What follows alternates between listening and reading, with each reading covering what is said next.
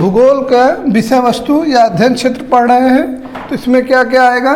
स्थल मंडल, जल मंडल, वायुमंडल, खगोल मंडल और भूतल के सांस्कृतिक तत्वों का अध्ययन। ठीक है। तो स्थल मंडल क्या होता है? जो धरातल से संबंधित चीज़ें हैं। ठीक है। जो स्थल से संबंधित चीज़ें हैं जैसे पर्वत, पठार, मैदान इत्यादि, वो इसमें आएगा। ठीक है।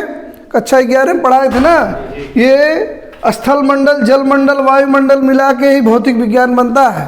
ठीक है। तो वही भौतिक भूगोल हम पढ़ाए थे, तो भौतिक भूगोल में यही सारे तत्व आएंगे। तो स्थल मंडल हो गया, जल मंडल हो गया। जल मंडल में समुद्र इत्यादि के बारे में पढ़ाए थे, समुद्री धाराएं याद है ना, और गर्त पढ़ाए थे, उसमें जो है जो हाँ सारी चीज़ें जल मंडल में आ जाएगा।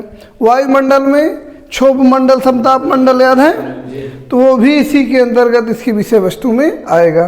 खगोल मंडल, खगोल मंडल में देखो इसमें ग्रहों के बारे में और पृथ्वी तथा सूर्य के बीच की दूरी जो है, ठीक है, और ग्रहों इत्यादि के बारे में पढ़ा जाता है। अब ये एक नई चीज़ है, सांस्कृतिक तत्वों का अध्ययन। अब सांस्कृतिक तत्व क्या होते हैं? ये हो गए भौतिक तत्व, जो प्रकृति द्वारा पहले से बना हुआ है वो भौतिक तत्व होता है, और जो मानव बनाता है उसको सांस्कृतिक तत्व कहते हैं। ठीक है।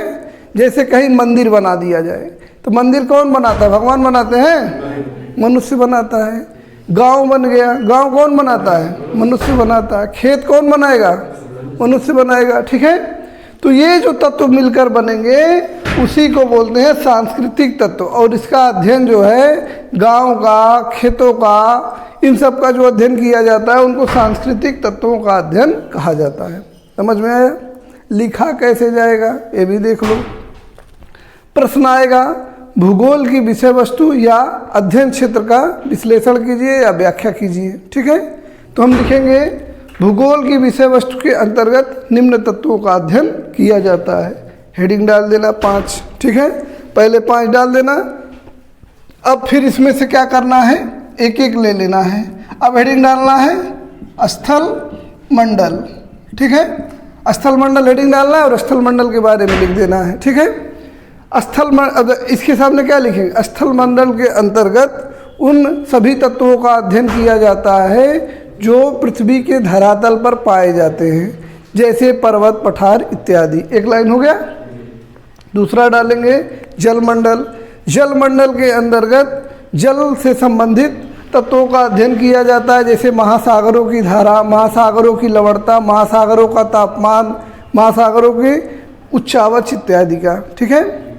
वायुमंडल, इसमें वायु से संबंधित तत्वों का अध्ययन किया जाता है कि वायु में कौन कौन सी गैसें विद्यमान हैं, और धरातल से ऊपर वायुमंडल में जाने पर कौन कौन सी वायु की परतें पाई जाती हैं इत्यादि। खगोल मंडल, इसमें विभिन्न प्रकार के ग्रहों, उपग्रहों इत्यादि का वर्णन किया जाता है या अध्ययन किया जाता है। ठीक है। और सांस्कृतिक तत्वों में मानव निर्मित उन तत्वों का अध्ययन किया जाता है जो किसी विशेष संस्कृति में बनते हैं, जैसे घर, मकान इत्यादि। ठीक है। इसमें मानव निर्मित तत्वों से जो क्षेत्र बनता है उसी को बोलते हैं सांस्कृतिक तत्व। तो इसको याद रखना है, बाकी ये सब कर ही लोगे। ठीक है।